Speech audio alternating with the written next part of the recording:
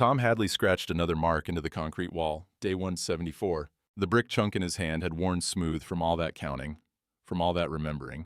But 6 months earlier, none of this had seemed possible. October evening, the kind that smells like wood smoke and dying leaves. Tom sat on his porch with coffee going cold in the chipped mug Ellen had dropped back in '98. His son Derek had just moved home. Temporarily, he'd said, after divorce number 2.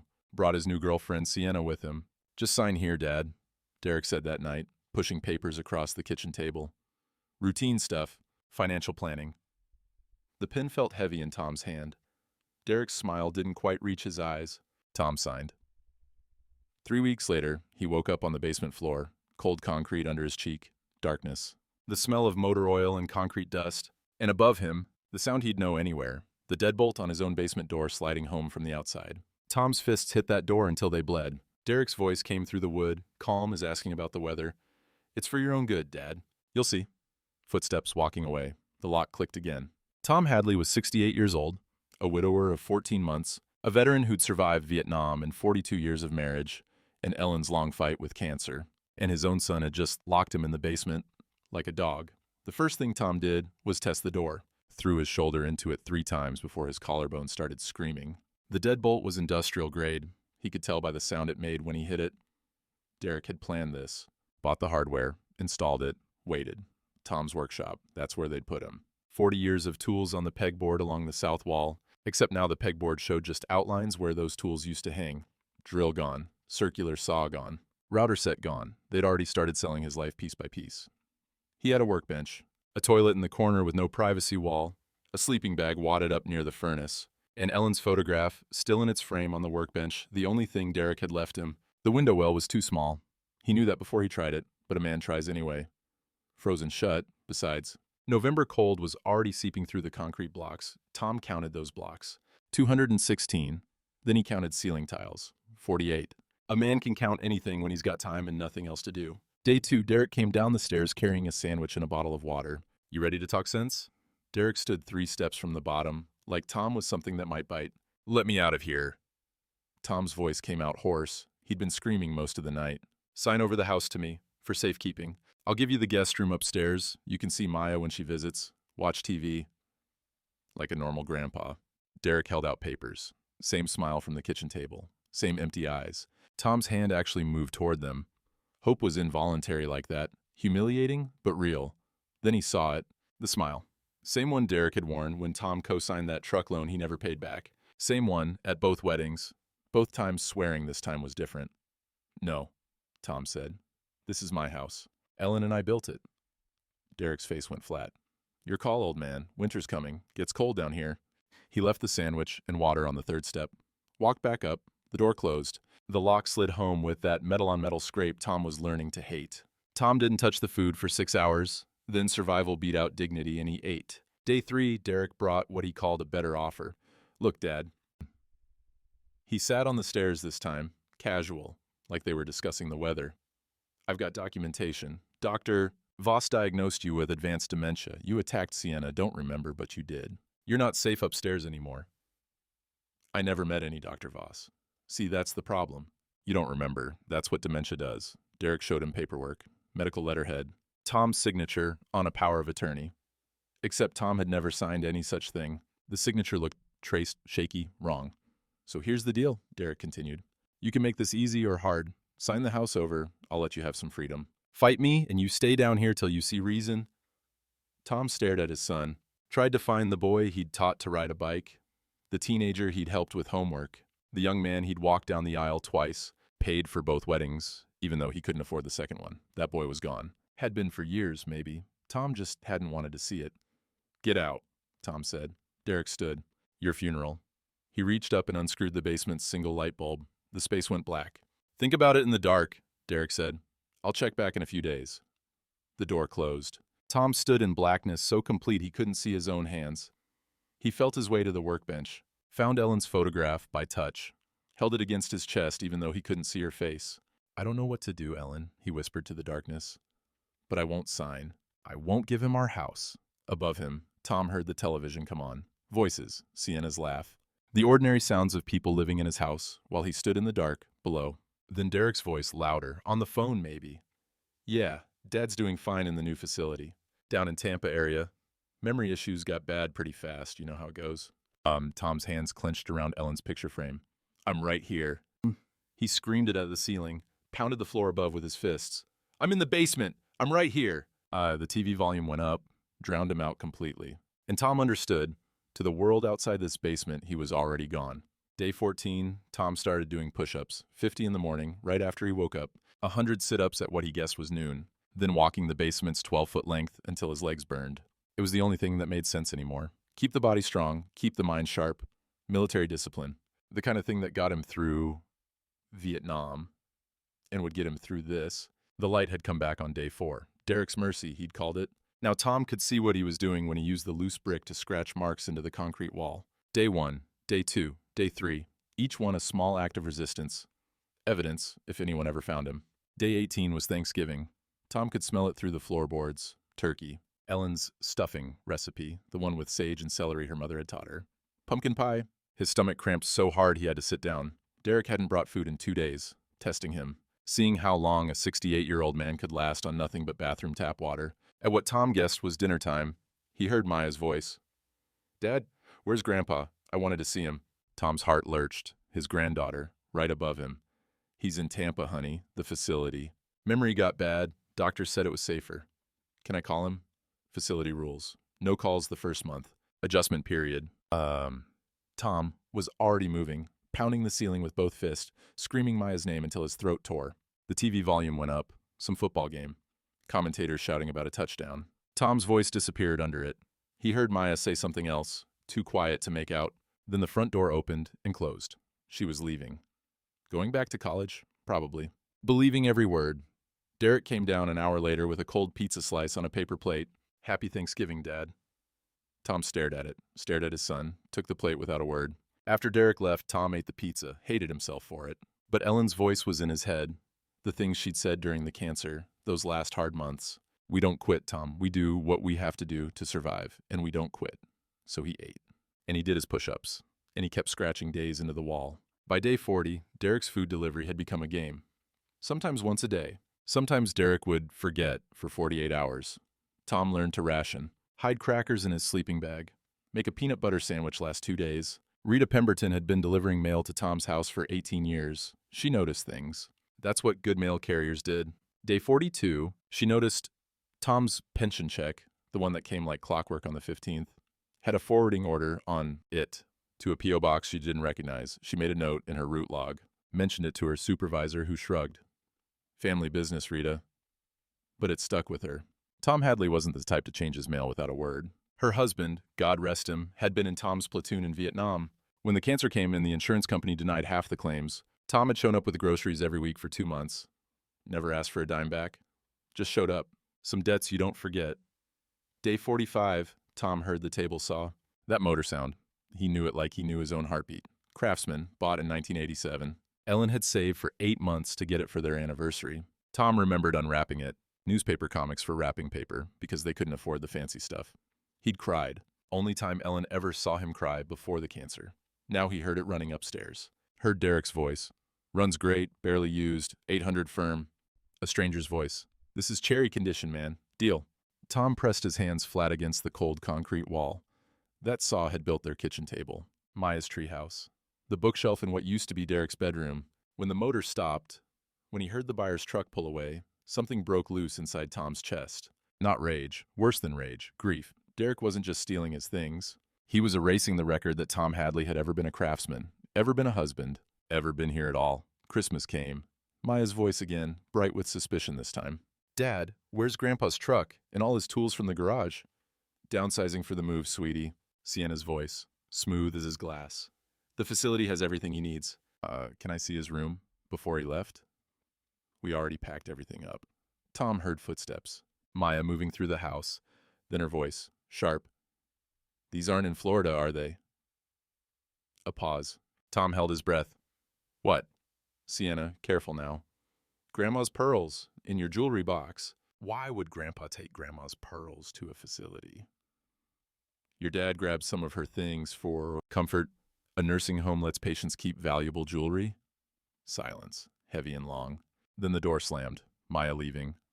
But something in her voice had changed. The questions weren't casual anymore. Tom slid down to sit against the wall. Maybe she didn't believe them. Maybe? Day 60, Tom found the paper. It had fallen through the heating vent. Trash from upstairs that missed the can. He smoothed it out under the bare bulb. Medical report. Letterhead for Dr. Patricia Voss, neurologist. Patient, Thomas Hadley. Diagnosis, advanced dementia with aggressive tendencies. Patient presents as danger to self and others. Recommend immediate supervised care. Dated October 8th. 3 weeks before Derek locked him down here. Tom stared at that signature. His signature. Except he'd never been to any neurologist. Never met any Dr. Voss. The handwriting was traced, shaky, practiced. His hands started shaking. This wasn't impulsive. Derek had planned this for weeks. Built a false medical record. Forged documents. Created a paper trail that said Tom was losing his mind. Day 67, late at night, Tom heard them through the heating vent. Derek and Sienna, drunk from the sound of it. When are we actually moving to Nevada? Sienna asked. April. May at the latest.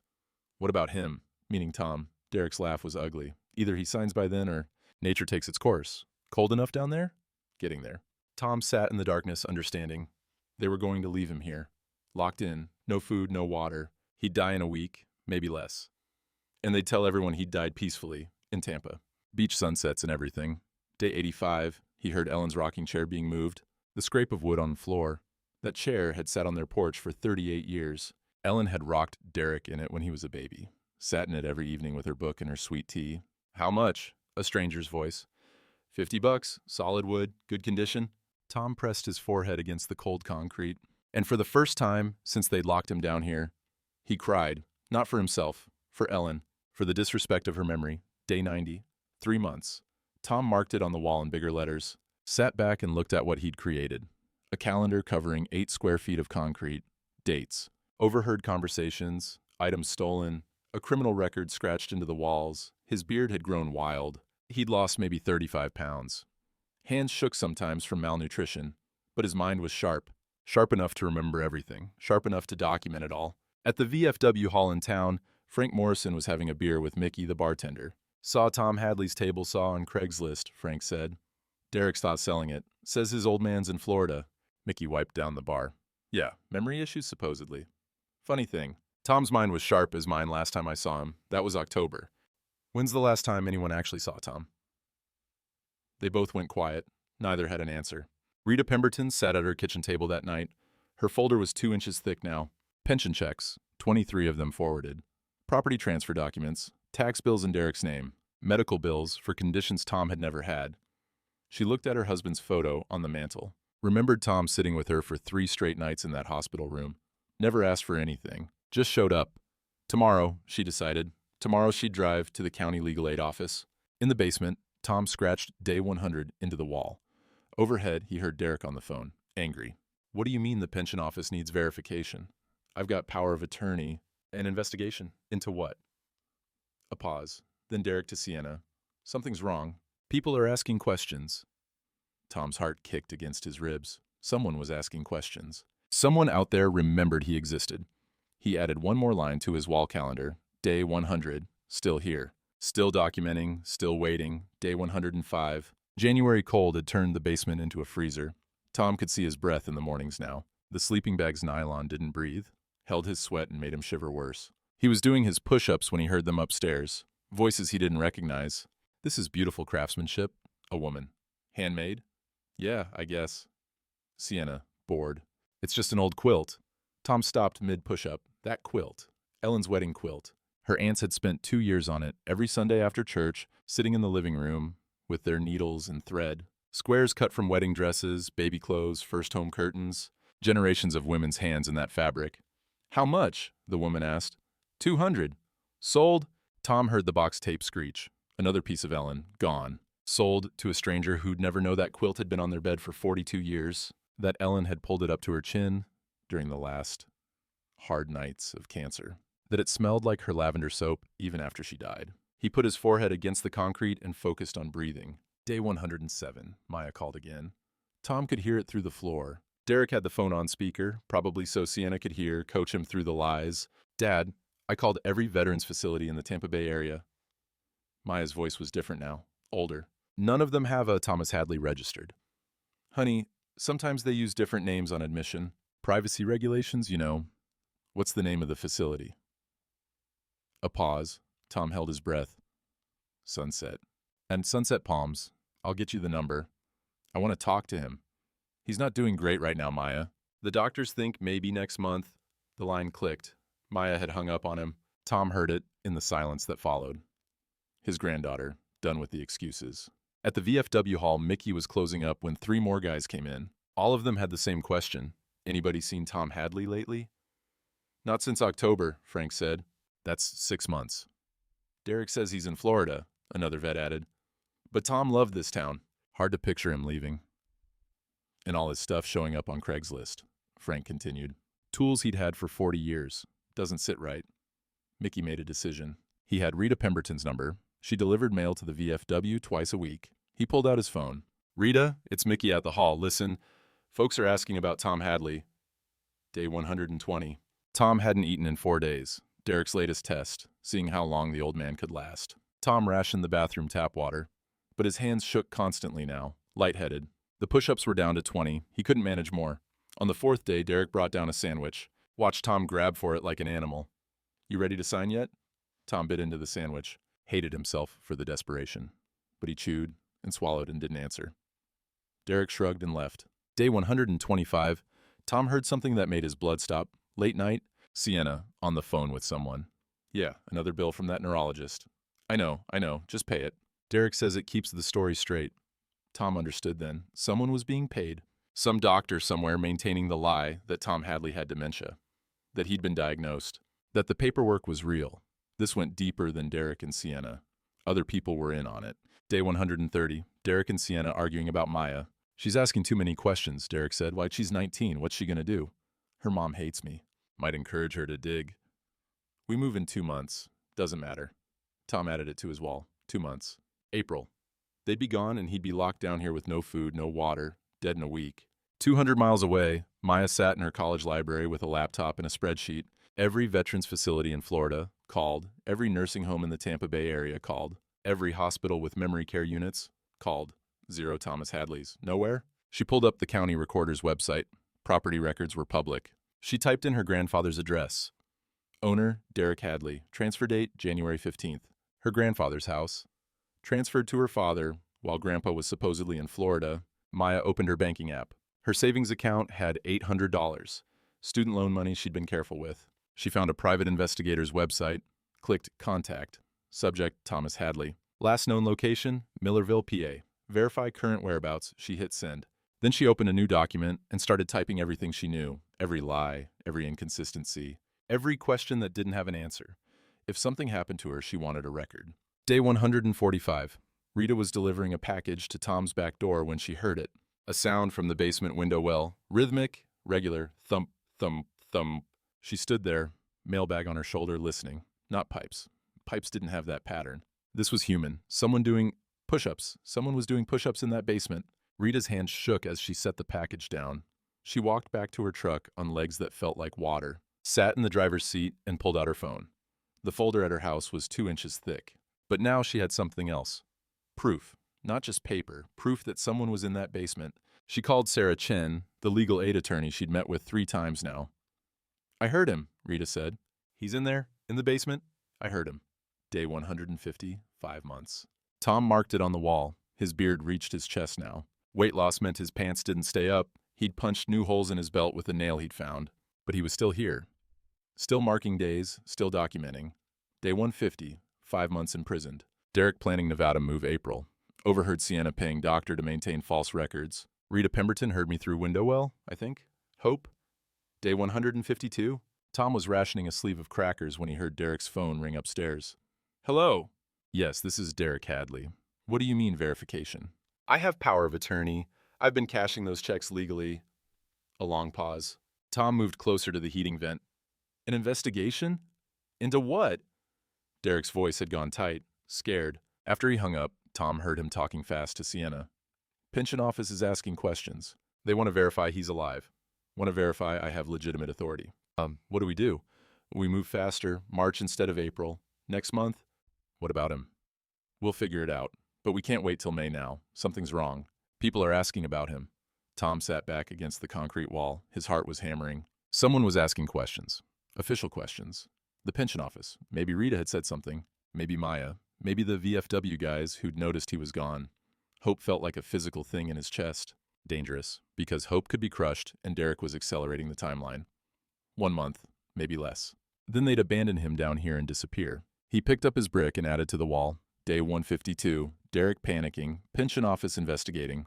Plans moved to March. People asking questions, don't know if help will come in time. Above him, he heard suitcases being pulled from the closet, the beginning of packing. Tom closed his eyes and talked to Ellen's photograph in the darkness. They're running, Ellen. That means somebody's chasing them. I just need to last a little longer. Just a little longer. Day 155, the coldest week of winter. Tom's breath came out in clouds. The basement temperature had dropped near freezing. Pipes rattled with ice forming inside them. He slept in his coat, thermal underwear, the sleeping bag, and still woke up shivering so hard his teeth clicked together. Derek came down the stairs on day 157, first time in a week. He was carrying McDonald's, Big Mac, fries. The smell made Tom's stomach cramp. Dad. Derek sat on the third step, casual, like they were having a normal conversation. This is stupid. Sign the papers. You can have the guest room, hot showers, see Maya when she visits, watch TV, be a normal grandpa. He held out the pen and papers. Tom's hand moved. He couldn't stop it. 6 days since he'd eaten anything but stale crackers. The smell of that burger was making him dizzy. Guest room, hot water, Maya's face. His fingers were an inch from the pen when he saw it. Derek's smile. The same one from the truck loan. From both weddings. From every broken promise spanning 40 years. Tom's hand stopped. No. Derek's smile disappeared like someone had flipped a switch. Your funeral, he said. Literally. He stood, reached up, unscrewed the light bulb. The basement went black. Think about it, Derek said from the darkness. I'll check back in a few days. The door closed. The lock slid home. Tom stood in blackness, so complete he couldn't see Ellen's photograph 6 inches from his face. He felt for the workbench, sat down on the cold concrete floor, held the frame against his chest. Ellen, he whispered. What do I do? Sign and be warm? Or freeze and keep what's left of my dignity? He remembered her voice from the cancer days, those last terrible weeks when the morphine wasn't enough, and she'd gripped his hand and said, We don't quit, Tom. We keep going till we can't anymore, and then we keep going anyway. Okay, he said to the darkness. Okay. Day 160, 3 days in darkness. Tom couldn't see the calendar on the wall, couldn't see the marks he'd scratched, couldn't see anything. He felt his way around the basement, counting steps, workbench to toilet, 8 steps, toilet to furnace, 12 steps. He talked to Ellen more, out loud, didn't care if he was going crazy. Crazy was better than surrender. Day 163, the light came back. Tom blinked against it, eyes watering. There was bread by the door, moldy on one corner, a bottle of water. Derek's mercy. Tom ate the mold and the bread both, drank the water, hated himself, and did it anyway. 200 miles away, Maya's phone rang. Ms. Hadley, this is Rick Pemberton, the investigator you hired. Maya's heart jumped. Did you find him? That's the thing. I can't find any record of your grandfather in Florida. No facility admissions, no flight records, no rental car, no credit card usage since October. Last verified location was his home address in Millerville. So he never left. Either that or, well, I'm sorry to say this, but either he never left or he's deceased. Maya's hands went cold. My father said he's alive. In Tampa. Then your father is lying. After she hung up, Maya pulled up Rita Pemberton's number. She'd found it in her grandmother's old address book, the mail carrier who'd known Grandpa for years. Miss Pemberton? This is Maya Hadley, Tom's granddaughter. I think my grandfather is still in that house. There was a long pause. Honey, Rita said quietly. I think so too. And I think he's in trouble. Day 167. Rita was delivering mail when she heard it again, the thumping from the basement window well. Fainter than last time, but still there. Tom was still alive. Still exercising, still fighting. She stood on that back porch, mailbag on her shoulder, making a decision. She called Sarah Chen from her truck. I heard him again. He's in there. In the basement. You're certain? I'm certain. What do we do? Chen was quiet for a moment. I'll push Adult Protective Services harder. We need that welfare check. Can you meet me tomorrow? Day 169. Maya and Rita met at a diner in Millerville. 2 women who'd never spoken before. But they both loved the same man, and they both knew he was in danger. Maya spread her evidence across the table. Facility calls, property records, PI report, timeline. Rita added her folder. Pension checks, medical bills, tax documents. Together, it was irrefutable. How do we get him out? Maya asked. Adult Protective Services is opening a case. They need sheriff escort for the welfare check. Sarah Chen is pushing for April 14th. That's 3 weeks away. It's the best we can do. Rita reached across the table, squeezed Maya's hand. Your grandfather survived 5 months. He'll survive 3 more weeks. Day 170. Sarah Chen walked into the Adult Protective Services office with a file folder that landed on the desk with a thud. Mrs. Brennan, the investigator, opened it, read 3 pages, looked up. This is one of the worst cases I've seen on paper. Then let's make sure it doesn't get worse, Chen said. We need that welfare check. April 14th. Sheriff escort.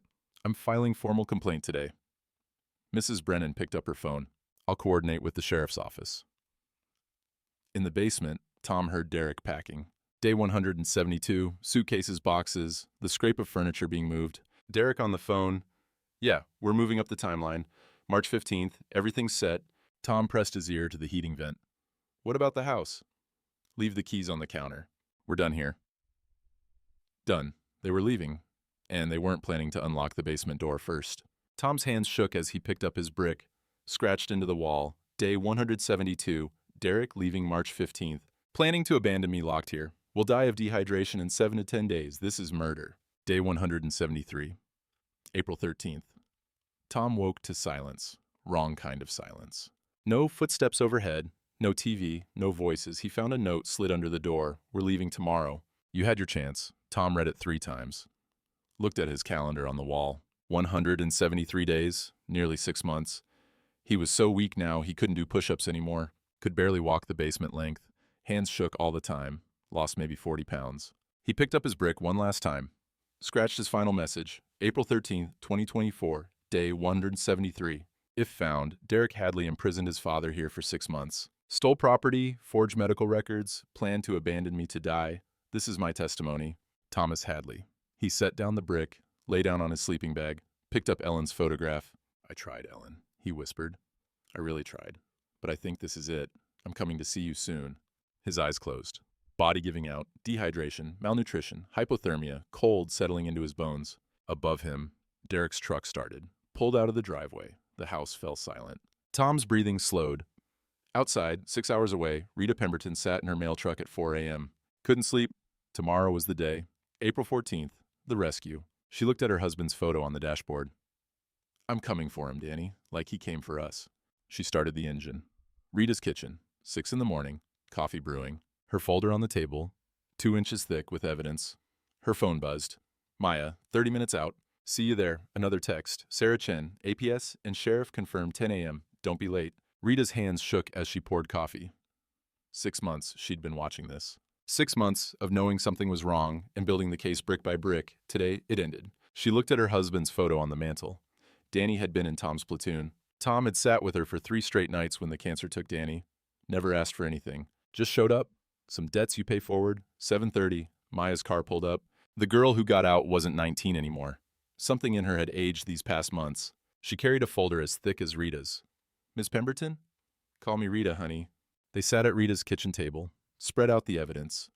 Rita's pension records and property documents, Maya's facility calls, and private investigators' report.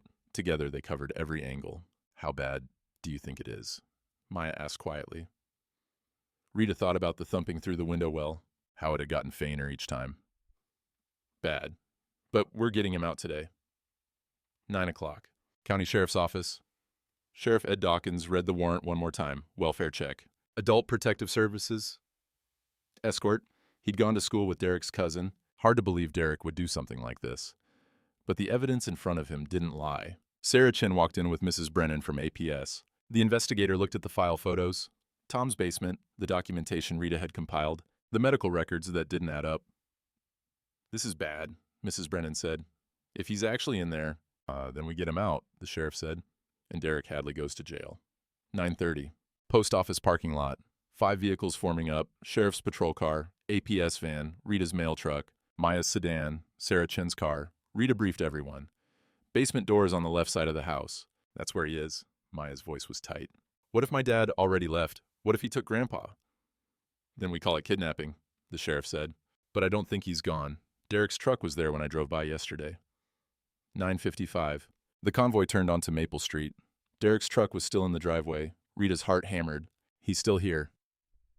Maya's hands were white-knuckled on her steering wheel. Good. I want to see his face. They parked. 5 vehicles, 6 people getting out, official vehicles, uniforms. This wasn't going to be quiet. Derek appeared at the window. His face went white. 10 o'clock exactly. Sheriff Dawkins knocked on the door. Derek answered in a bathrobe. Can I help you, officers? Welfare check on Thomas Hadley, please. Mrs. Brennan's voice was professional, cold. My father's in Florida. I've explained this to... Check the basement. Rita stepped forward. He's in the basement. Derek's face changed. The smooth mask cracked. You can't just... There's nothing in the basement. It's just storage. We have a warrant, Derek. Guys, Derek. The sheriff held it up. Step aside. I don't consent to... Maya appeared behind Rita, stepped into view. Derek's face went slack. Maya? What are you doing here? His daughter looked at him like he was something she'd found on the bottom of her shoe. Where is he, Dad? I told you. He's in Florida. This is just... I called every facility in Tampa Bay. He's not there. Her voice could have cut glass. Where is he? The sheriff pushed past Derek. Rita pointed. Basement door. There. They crossed the living room. Derek scrambling after them. Wait, you need to... This is my house. The basement door was closed. A heavy deadbolt on the outside. Industrial grade. Key in the lock. Open it, the sheriff said. I don't have the... It's locked from the outside, Derek. Open it. I need to find the key. The sheriff nodded to his deputy. Force entry. And the deputy's boot hit the door. The frame splintered, but the deadbolt held. Second kick. Third kick. The wood gave way. The door swung open, stairs descending into darkness. A smell came up. Unwashed body, concrete, despair. Mr. Hadley? The sheriff called down. Thomas Hadley? Silence. Rita's heart stopped. They were too late. 6 months and they were too late. Then a sound, movement, weak, flashlight beam swept the basement, and they found him. Tom Hadley, in the corner by his workbench. 68 years old, but he looked 85. Skeletal. Beard to his chest, filthy thermal underwear that hung on him like a scarecrow, eyes blinking against the light. Jesus Christ. The sheriff's voice cracked. Rita pushed past him. Tom, it's Rita. We're here. You're safe. Tom's voice came out like sandpaper. Day 174?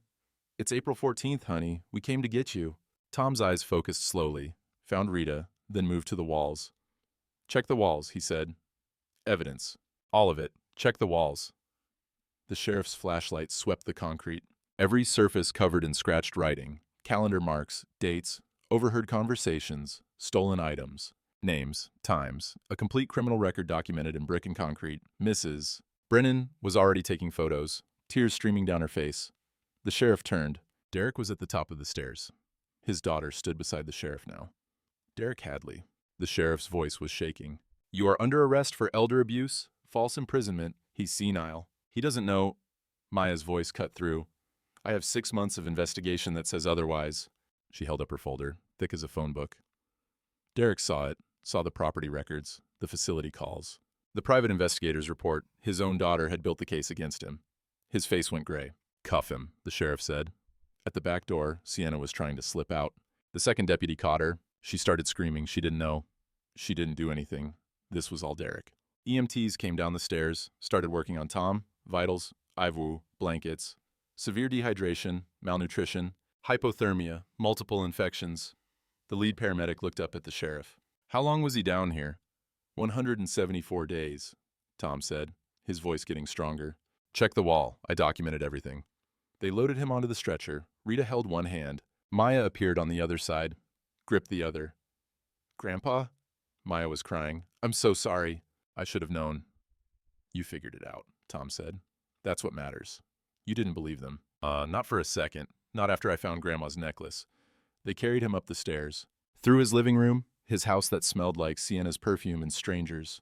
Out the front door, into April sunlight. Tom closed his eyes against it. First real sunlight in 6 months. It hurt. It was beautiful.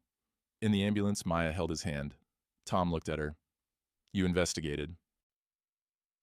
For 6 months, she said. Since Christmas, I hired a private investigator, called every facility, documented everything. Tom's eyes filled. Your grandmother would be so proud. The ambulance pulled away. Tom looked back through the window at his house, his prison, his future, all uncertain now. Am I dead? he whispered. Is this a dream? You're alive, Grandpa. Maya squeezed his hand. You're safe now. Tom's eyes closed. The adrenaline drained out of him all at once. His blood pressure dropped. BP's dropping, the paramedic said. He's going into shock. Sirens wailed. The ambulance accelerated. Maya held her grandfather's hand and prayed. 11 a.m. Veterans Hospital emergency room. Tom on a gurney under fluorescent lights. Nurses moving fast. IVs going in both arms. Warming blankets. Monitors beeping. Severe malnutrition. Dehydration. Body temp 94 degrees. Multiple infections. The doctor looked up from Tom's chart. How long did you say he was down there? 174 days? The nurse read from the intake form. Jesus. The doctor's jaw clenched. Start antibiotics. Feeding tube if he can't keep food down. And somebody call social services. Maya sat in the waiting room, hands clasped, Rita beside her. He survived 6 months, Rita said quietly. He'll survive this. What if we were too late? What if we weren't? Rita's voice was firm. That man's tougher than iron, always has been. Across town, at the county jail, Derek Hadley was being processed. Orange jumpsuit, mugshot, fingerprints. The booking officer read the charges out loud.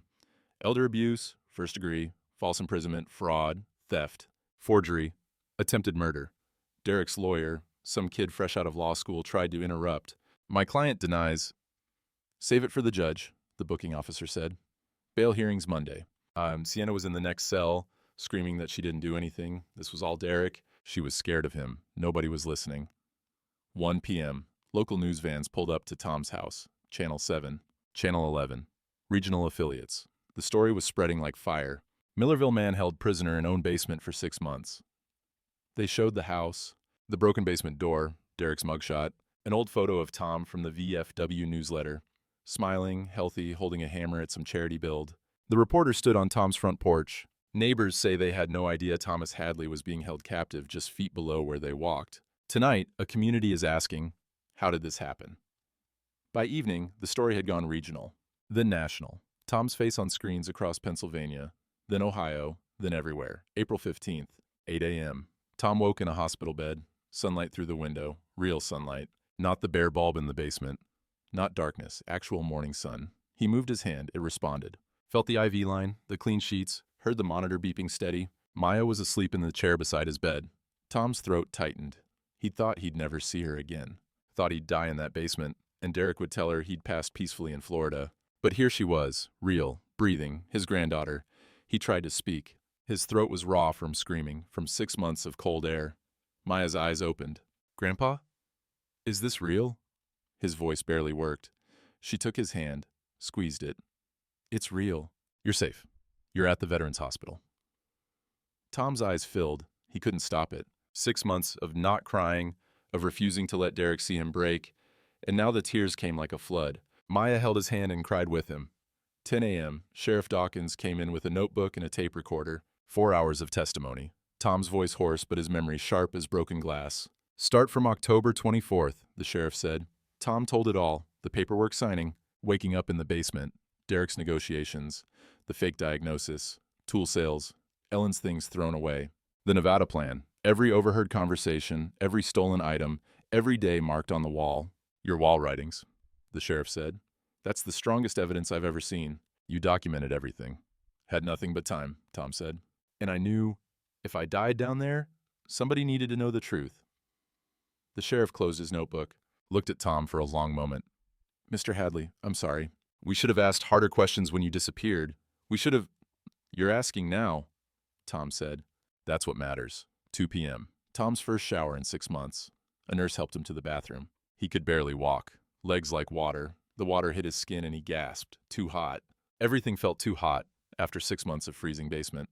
But he stood under it anyway. Let it pour over him. Real soap. Not the rough bar Derek had thrown down once a month. Real shampoo.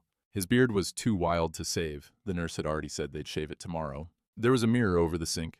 Tom looked at himself and didn't recognize the man staring back. Skeletal. Sunken eyes. White hair wild. Aged 20 years and 6 months. He gripped the sink edge. Started crying again. Not from sadness. From rage. From grief. From everything. The nurse waited outside. Gave him privacy for it. April 16th. Tom's hospital room filled with flowers. The first visitors were from the VFW. 7 older vets, all of them with the same look on their faces, guilt mixed with determination. Mickey the bartender, Frank who'd bought the table saw, the commander, 4 others Tom had known for years. "We didn't know," the commander said.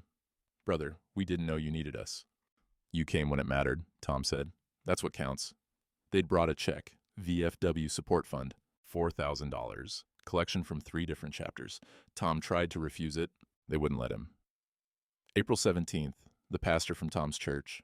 "Our congregation failed you," he said. "We believed Derek's lies without questioning." Sunday's collection had been for Tom. 800 people in the church, every one of them putting money in the basket. Shame and restitution mixed together. Tom thought about all those Sundays he'd heard church bells through the basement ceiling, marking time, knowing the world was going on without him. "You didn't know," he told the pastor. "None of you knew." "We should have asked," the pastor said. "We should have checked." April 18th, Carl from next door. The old man with the dog, Rusty, who'd barked at Rita's mail truck every day. Tom had listened for that bark, used it to mark time. "I heard noises from your basement," Carl said. His hands shook. "Thought it was pipes. I should have checked. I should have knocked on the door and asked." "You didn't know what you were hearing." "I should have known. I should have—" Carl's voice broke. "Tom, I'm so sorry." Pattern emerging. Everyone felt guilty. Everyone asking why they didn't question Derek's story. Tom understood. Small towns ran on trust. You believed your neighbors. Believed families took care of their own. Derek had counted on that. Used it like a weapon. April 19th, a reporter requested an interview. Tom was hesitant. Maya encouraged him. "Tell your story. Help other people." So he did. Brief, careful. The reporter's questions were gentle. "What do you want people to know?" Tom thought about it. Silence doesn't mean surrender. It means you're planning. Entrust your family, but verify. Even blood can betray you. The article went viral that night. Elder abuse advocacy groups called the hospital. Wanted to talk to him. Wanted him to speak. Tom was still processing being alive. Couldn't think about that yet. April 20th, Sarah Chin visited. "Preliminary hearing is next week," she said. "Derek's trying for bail reduction. His lawyer says first offense, community ties. What do you think?" "I think the judge will see the photos of that basement and deny bail." "But Tom, trial's set for October. 6 months away. You'll have to testify. 8 hours on the stand, maybe more." Tom looked at her. "I've been rehearsing that testimony for 174 days. I'm ready." Chin handed him a letter. "This came for you. VFW State Chapter." Tom opened it. Invitation to speak at the Memorial Day event. 300 expected attendees, media coverage, public platform, surviving elder abuse, a veteran's story. His hands shook, holding the paper. "You don't have to do this," Chen said gently. "Maybe I need to," Tom said. He looked at Ellen's photograph. Maya had brought it from the basement, cleaned the frame, set it on his bedside table. "We don't quit, Tom." "Yeah," he told Chen. "I'll do it." April 22nd, County Courthouse. Tom watched via video link from his hospital bed, too weak to attend in person. But he could see everything. The courtroom, the judge, Derek in orange jumpsuit and handcuffs, his son, the boy he'd taught to ride a bike, the man who'd locked him in a basement for 6 months. Derek wouldn't look at the camera, wouldn't look at his father. The charges were read aloud. Elder abuse, first degree, false imprisonment, fraud, theft, forgery, attempted murder. Derek's lawyer stood, young guy uncomfortable. "Your Honor, my client has no prior record. Strong community ties. We request reasonable bail." The prosecutor cut him off. County DA handling this one personally. "Your Honor, the defendant held his own father prisoner for 174 days, starved him, froze him, sold his possessions, planned to abandon him locked in a basement to die. We have documentation. We have physical evidence. We have the victim's testimony scratched into concrete walls." The judge looked at the photos, Tom's basement, the wall writings, Tom's condition when they found him. The judge's face went hard as stone. Bail denied. Defendant presents extreme flight risk and ongoing danger to the victim. Derek's face collapsed. Reality hitting him. He wasn't going home. Wasn't getting out. The bailiff led him away. In a separate courtroom, Sienna took a plea deal. 5 years. Agreed to testify against Derek. Her lawyer worked fast. Sienna crying, saying it was all Derek's idea. She was scared of him. She didn't know how bad it was. Tom watched that too. Felt nothing. She'd been there. She'd heard him screaming. She'd sold Ellen's things and laughed about it. She knew. Late April. Tom was released from the hospital. Still weak, using a cane, daily physical therapy, but alive, free. Rita picked him up. "You're staying at my place until you're ready." Tom started to argue. Rita gave him a look that would stop a charging bull. "Tom Hadley, You sat with me for 3 nights when my Danny was dying. You kept me from losing my house. You don't get to argue, you're staying at my place and that's final. So he did. Rita's guest room. Clean sheets, morning routine before her mail route. She'd make breakfast, they'd sit in silence drinking coffee. Then she'd leave and Tom would do his exercises. It felt like family. Strange and new, but family. May 1st. Tom's first return to his house. Maya drove. They sat in the driveway for 5 minutes before Tom could make himself go in. The front door. His door. But it didn't feel like his house anymore. Inside, everything was different. Furniture gone, walls bare, the smell of Sienna's perfume still hanging in the air. Tom walked through rooms like a ghost. Kitchen where he and Ellen had cooked together for 40 years. Living room where they'd watch TV. Bedroom where she'd died. All of it stripped, emptied, violated. The basement door was still broken from the sheriff's boot. Tom stood looking at it. "I want it sealed," he said. "New door, lock from the inside only. Make it storage access from outside. I'm never going down there again." Maya called a contractor. Guy came out that afternoon. Looked at the basement, looked at Tom. "This symbolic or practical?" the contractor asked. "Both," Tom said. May 5th, painting started. Tom and Maya, paint rollers, covering Sienna's sage green with Ellen's old cream color. Physical work, therapeutic, every stroke covering what they'd done here. "We're taking it back," Maya said. "Yeah," Tom agreed. "We are." May 8th. Rita's morning coffee ritual became permanent. 6 a.m., Tom's porch. She'd stop before her mail route. 2 cups of coffee, newspaper, silence mostly, sometimes talking. She never made it feel like charity. Just, this is what we do now. This is family. Tom tried to thank her once. She'd waved him off. "Your husband sat with me when Danny was dying." Danny was my platoon mate." "Exactly. So stop trying to thank me and drink your coffee." May 10th. The VFW invitation stared at Tom from his kitchen table. Memorial Day, May 29th. 300 people. Media coverage? He'd have to stand up there and tell it? All of it. Maya found him looking at it. "You don't have to do this." "Maybe I do." Tom picked up the letter. How many other people are trapped like I was? How many families don't ask the hard questions? You want to help them. I want to try. May 15th. Tom started writing the speech. Yellow legal pad, coffee. Ellen's photograph beside him. "My name is Thomas Hadley. 6 months ago, my son locked me in my basement and tried to erase me from the world. He crossed it out. Too dramatic. These were regular people. Needed to talk to them like neighbors. My name is Tom Hadley. Last October, my son put me in the basement. Kept me there till April. I want to tell you what that was like. So maybe you can help someone else. Better, plainer. True." He wrote for 3 hours. Crossed out, rewrote. The details were easy. He'd been living them in his head for 6 months. The hard part was deciding what to share. How much was too much? Maya read the first draft. "It's good, Grandpa, but maybe less detail on the starvation? People need to understand, but they don't need nightmares." Yeah.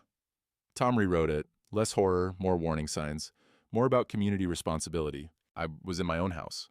Neighbors drove by every day. Mail was delivered. Nobody asked hard enough questions. I'm not blaming them. I'm saying we all need to ask harder questions. May 18th. Practice run with Rita. Tom read the speech in his living room. Rita listened. His voice broke in places. Hands shook, but he got through it. Rita was crying when he finished. "Tom, people need to hear this. I don't want pity." "It's not pity, it's action. You're telling them what to look for, how to help." Tom nodded, revised again. Less victim, more advocate. Less, "this happened to me," and more, "this is how you stop it happening to others." May 22nd. Final draft. Complete. The speech focused on 3 things: warning signs, community responsibility, asking hard questions, warning signs, sudden facility transfers, mail forwarding, property changes, family member controlling all access, community responsibility, check on your neighbors. Don't assume silence means okay. Trust but verify. Hard questions. Can I visit? Can I speak to them directly? Why the sudden changes? VFW commander, read it. This is exactly what people need to hear. May 25th. Media requests started flooding in. Regional TV, newspapers, elder abuse organizations, everyone wanted to interview Tom. He said no to most of them, agreed to one, local TV station, pre-Memorial Day feature. The interview was short. Tom in his living room, calm, direct. "What do you want people to know?" "I'm not special. I'm just someone who refused to disappear. And I'm proof that if you ask the hard questions, if you don't accept easy answers, you can save someone." And the clip went viral. Elder abuse hotlines reported a spike in calls. People recognizing the signs in their own families? May 27th, 2 days before the speech. Tom on his porch, speech notes in hand, reviewing one more time. Rita pulled up after her route. You ready for Monday? No, Tom said honestly, but I'm doing it anyway. Maya arrived for the weekend. She'd taken time off from college, wanted to be there. The three of them sat on the porch. Tom's chosen family, not the family he'd had, the family he'd built from ruins. Rita raised her coffee mug. To Monday. And to Tom. Maya clinked her mug against it. To Grandpa. Toughest man I know. Tom looked at them, these two women who'd saved his life, who showed up when it mattered. To family, he said quietly. The kind that doesn't give up on you. They drank coffee and watched the sunset over Millerville. Monday morning was coming. 300 people waiting to hear his story. Tom's hand still shook when he thought about it. But Ellen's voice was in his head. We don't quit. Okay, Ellen, he whispered. Okay, I won't quit. May 29th, Memorial Day, 10 a.m. The VFW hall was packed, every folding chair filled, people standing along the walls, 300 veterans and their families, local media in the back. Tom stood backstage with Maya and Rita. His hands wouldn't stop shaking. You don't have to do this, Maya said again. Yes, I do. The VFW commander walked out, gave Tom's introduction. A veteran who served in Vietnam, served his community for 40 years, and recently survived something no American should face. Tom walked to the podium, cane in one hand, speech notes in the other, gripped the podium edges to steady himself. 300 faces looking at him. He opened his mouth. Voice came out stronger than he expected. My name is Tom Hadley. 6 months ago, my son locked me in my basement and tried to erase me from the world. You could hear people gasp, shifting in seats. This was going to be harder than they expected. Tom told them. Not all of it. They didn't need every horror, but enough. The isolation, the cold, Derek selling his tools, his wife's things, the community driving by every day, delivering mail, going to church, and nobody asking hard enough questions. I'm not blaming you, Tom said. I'm saying we all need to do better. We need to ask harder questions. Can I visit? Can I speak to them directly? Don't accept he moved to Florida without proof. Don't assume silence means everything's okay. His voice broke when he talked about Ellen's things being sold. He pushed through it. We served our country. We deserve to age with dignity. We deserve families who honor that service, not exploit it. He looked out at the crowd. Veterans, their wives, their children, all of them getting older, all of them vulnerable. Check on your neighbors. Ask the hard questions. Don't let someone else spend 6 months in hell because we were too polite to ask if everything was really okay. He finished, stepped back from the podium. The hall erupted. Standing ovation. People crying openly. It went on for 2 full minutes. Tom stood there, overwhelmed. He'd expected polite applause. This was something else. After, in the reception area, dozens of people approached. An old vet, maybe 75. My daughter's controlling all my money, won't let me see the statements. I thought it was normal. A woman, 60s. My son won't let me see my grandkids unless I sign over the house. I thought I was being stubborn. One after another, people recognizing the signs in their own lives. Tom exchanged numbers with 12 people. Sarah Chin handed out business cards for legal aid. Rita gave them the elder abuse hotline number. Call me, Tom told each one. Anytime, I understand. By evening, the local news had the story. By midnight, it had gone regional. By morning, national. Elder abuse hotlines reported a 300% spike in calls over the next week. May 30th. Tom was exhausted, but also something else. Purposeful. Like his nightmare had meaning now. Sarah Chin called. Derek's lawyer made another plea offer. 10 to 12 years, full restitution, permanent restraining order. What do you think? I think your speech rattled him. National attention means the jury won't be sympathetic. He's panicking. Tom was quiet for a moment. I want the trial. I want to face him. It'll be hard on you. I've done harder, June. Trial preparation became Tom's full-time job. Sarah Chin came to his house 3 days a week. Mock testimony sessions, walking him through what the prosecutor would ask, what the defense would try. Tell the jury about October 24th. Tom's answer was detailed, precise. 6 months of documenting had locked every memory in place. The defense will try to paint you as confused. Memory issues. Want me to recite day 67's overheard conversation? Day 82? Day 103? Chin smiled grimly. That should shut them up. Cross-examination practice was harder. Chin played the defense attorney. You signed the power of attorney willingly, correct? I signed what I thought was financial planning, not a prison sentence. You're 68, sir. Could your memory be confused about? My memory is perfect. I can tell you what Derek said on day 14 at 3 p.m. What he sold on day 45? What Sienna said about Nevada on day 67? You want me to keep going? June 15th. Derek's attorney sent a message through Chen. Handwritten note from Derek. Dad, I'm sorry. I was desperate. Made terrible choices. Please. Included were family photos. Derek as a boy. Tom teaching him to fish. Both of them smiling. Emotional manipulation. Trying to make Tom remember the good times. Forget the basement. Tom looked at those photos for a long time. That boy in the pictures was gone. Had been for years. The man in county jail was a stranger who happened to share DNA. He handed the photos back to Chen. Tell his lawyer no deal. We go to trial, June 20th. Sienna's plea deal was finalized, 5 years. She'd testify against Derek. Give them everything, the planning conversations, the Nevada timeline, the doctor they'd paid off to maintain the fake diagnosis. Tom watched her allocution on the courthouse feed. Sienna, crying, saying she was scared of Derek. Didn't know how bad it was. Lies. But useful lies for the prosecution. July. Tom's house was fully restored, every room repainted, furniture replaced, some of it rebuilt by Tom himself. His hands remembered the work. Muscle memory coming back. The basement was sealed. New exterior entrance for storage access only.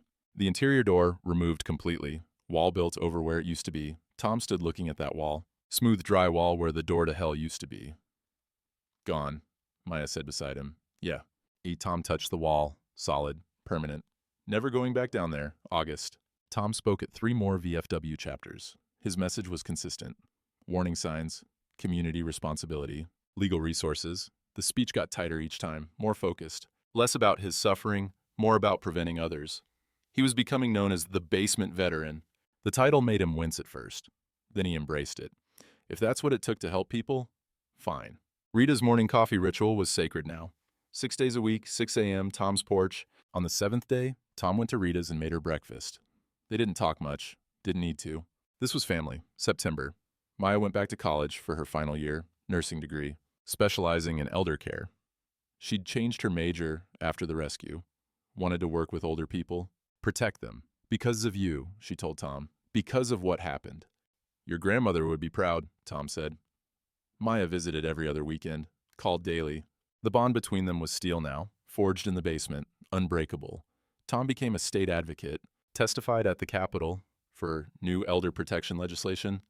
Tom Hadley Law, they called it. Mandatory welfare checks for sudden facility transfers. Increased penalties for financial exploitation. Better oversight for power of attorney documents. It passed in September. Tom was there when the governor signed it. If my suffering protects even one person, Tom told the press, then it was worth it. October 1st, 2 weeks before the trial. Tom sat on his porch with his trial prep notes, reviewing testimony one last time. The prosecutor estimated 8 hours on the stand, maybe more. 8 hours reliving the basement. In front of Derek, in front of strangers, in front of the world. Rita pulled up after her route, sat down beside him. You ready? As ready as I'll ever be. Maya arrived that evening. She'd taken the week off, would be there every day of the trial. I'll be in that courtroom, she said. Every single day, you won't be alone. Tom looked at these 2 women. Rita, who'd documented everything, who'd heard him through the window well and refused to let him disappear. Maya, who'd investigated for 6 months, who'd built the case against her own father. I know, he said quietly. I'm never alone anymore. The trial started October 15th. Tom was ready. October 15th. Opening statements. The courtroom was packed. Media, VFW members, community witnesses. Tom sat in the gallery between Rita and Maya. Derek at the defense table in a suit, clean-shaven. His lawyer had coached him to look respectable. But when Tom looked at his son, all he saw was the man who'd unscrewed that basement light bulb and left him in darkness. The prosecutor stood. County DA, mid-50s, built like she'd been born angry. This is about a son who imprisoned his father to steal his life. For 174 days, Thomas Hadley was held captive in his own basement. Starved, frozen, erased. While the defendant sold his possessions and told everyone his father was in Florida, we will prove premeditated elder abuse. We will prove fraud. We will prove attempted murder. Derek's lawyer stood next, young, uncomfortable. This is about a desperate man who made terrible choices under financial pressure. Not about malice, about desperation, about the prosecutor cut him off during cross. He bought the deadbolt 3 weeks in advance. He forged medical records. He planned this. That's not desperation, that's calculation. October 16th through 17th, evidence. The jury saw photos of the basement. Tom's wall writings projected on screens, calendar marks, scratched conversations, Dates, names, a complete criminal record documented in concrete. Juror number 4 started crying, had to step out. They heard from Rita, her pension documentation. Property records, medical bills for doctors Tom never saw. They heard from Maya, her facility calls. Private investigator report. Timeline, they heard from the sheriff, the rescue, Tom's condition. The deadbolt locked from the outside. Medical experts testified. Mr. Hadley's malnutrition is consistent with prolonged starvation. His injuries consistent with 6 months of physical neglect and psychological torture. October 18th. Tom took the stand. He was sworn in, sat down, looked at the jury, not at Derek, not yet. The prosecutor's voice was gentle. Mr. Hadley, please tell the jury about October 24th. Tom did. The paperwork signing. Derek's smile. Waking up 3 weeks later on concrete. The deadbolt. The darkness. Derek's negotiations. He told them about the cold, the hunger, the calendar scratches. Listening to his life being sold overhead. That table saw, Tom's voice caught. My wife saved 8 months to buy it for our anniversary. I built our kitchen table with it, our granddaughter's treehouse. And I heard Derek sell it for $800 to a stranger. Juror number 4 was crying again. So was number 7. Tom told them about the fake diagnosis, the forged signature, the Nevada plan he'd overheard. They were going to leave me locked down there. Let me die of dehydration. Tell everyone I died peacefully in Florida. And he told them about the wall documentation he got. If I died, someone needed to know the truth. So I scratched it into the concrete. Every day, every conversation, every item stolen, evidence. And the cross-examination started. Derek's lawyer tried. You signed the power of attorney willingly, correct?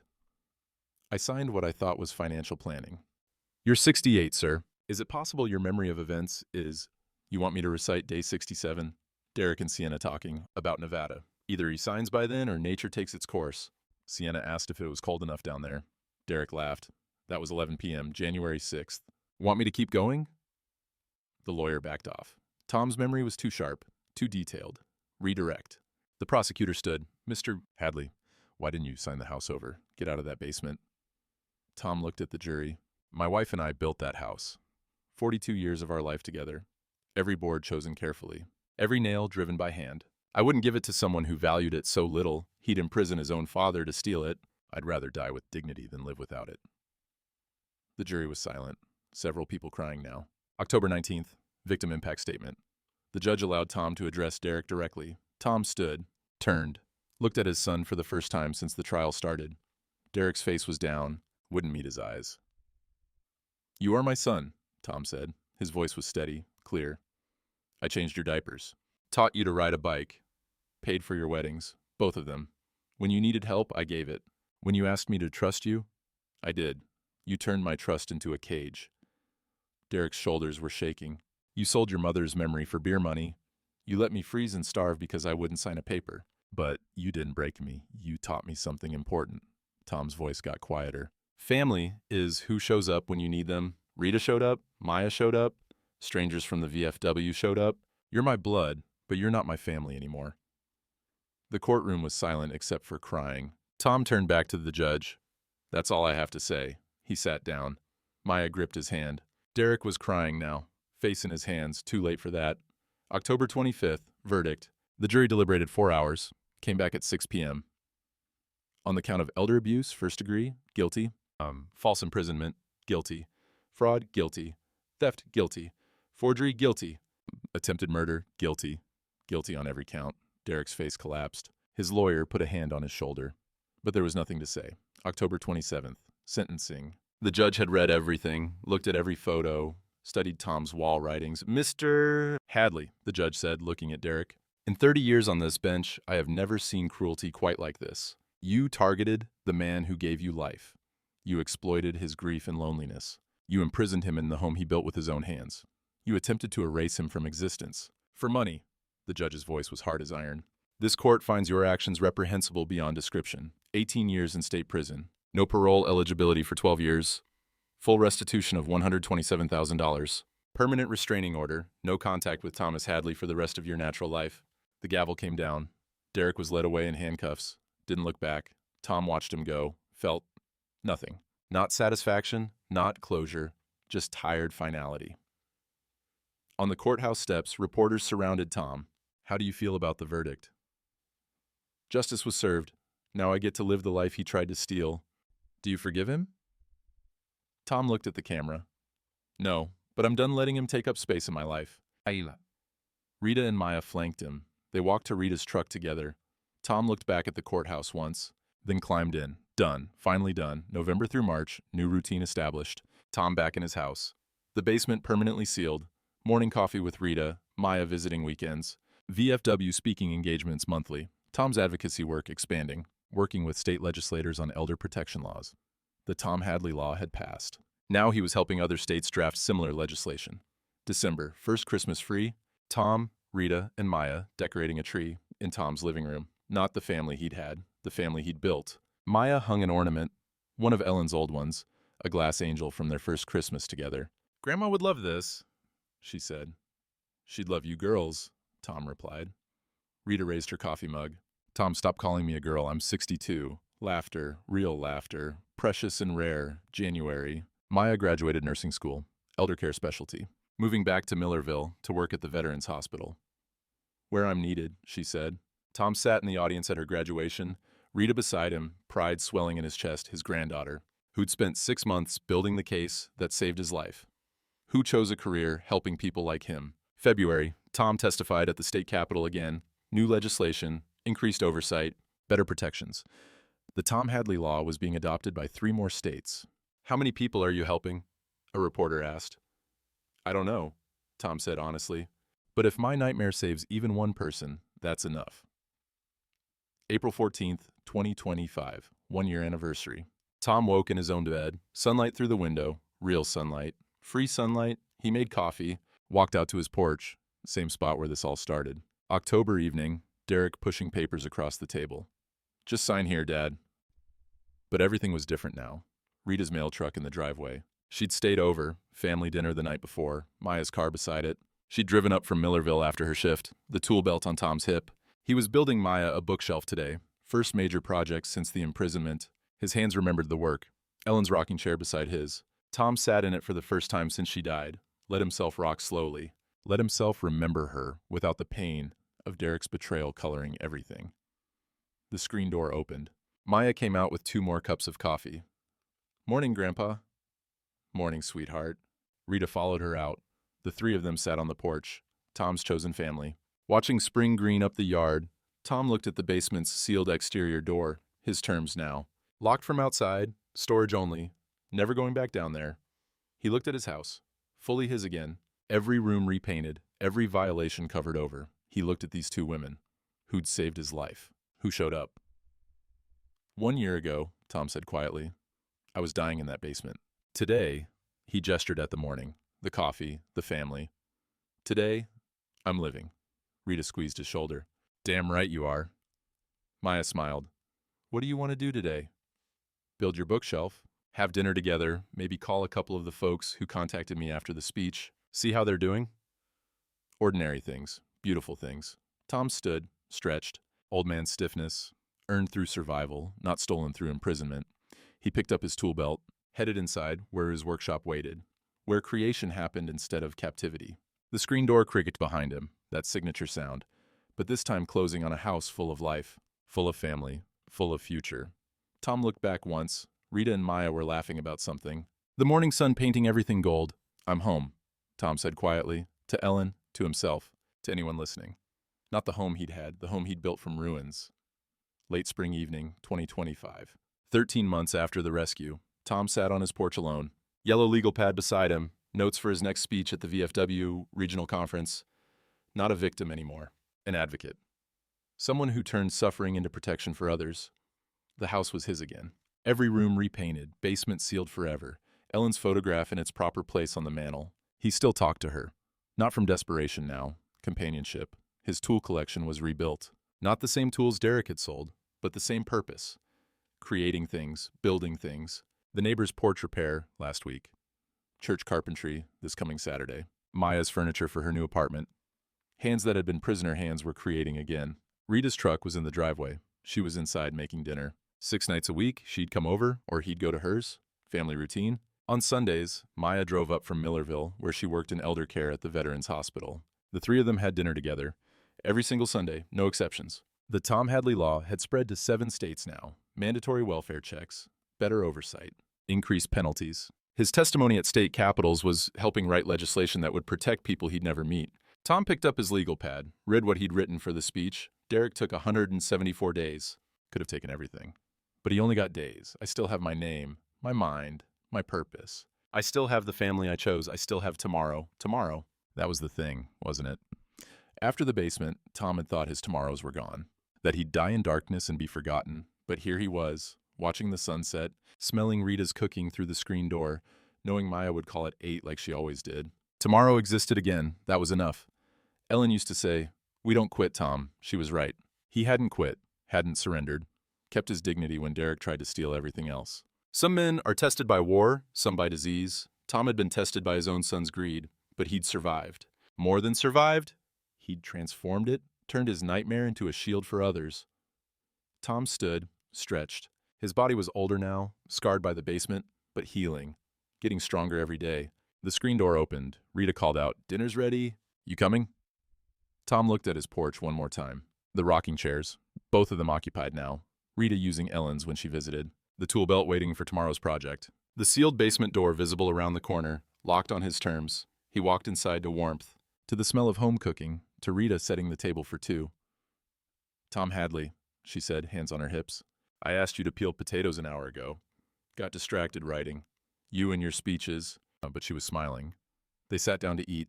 Rita said grace, something she'd started doing after the rescue, thanking God for second chances, for found family, for everyday miracles. Tom's phone buzzed. Maya's nightly call, right on time. "Hey, Grandpa, how was your day?" "Good, sweetheart. Working on the speech? Rita's here. Tell her I said hi. I'll be up Sunday. Want to help you with that bookshelf." "Sounds perfect." After dinner, Tom washed dishes while Rita dried. They worked in comfortable silence. This was family, not the family he was born into, the family he'd chosen, the family that had chosen him back. Rita left at 9. Tom walked her to her truck. "See you tomorrow morning?" she asked. 6 a.m. Coffee will be ready. He watched her drive away, taillights disappearing down Maple Street. Tom walked back to his porch, sat in Ellen's rocking chair, rocked slowly in the gathering darkness. The basement had tried to kill him. Derek had tried to erase him. But here he was, still Tom Hadley, still standing, still building, still helping others, still here. The screen door was open behind him, the house lit up and warm, his house, his home. Built from ruins, but standing strong. Tom closed his eyes, listened to the spring crickets, felt the evening breeze, smelled the flowers Rita had planted along the porch last month. All of it real, all of it his, all of it earned. "I'm home," he said quietly into the darkness. And for the first time in a long time, he truly was.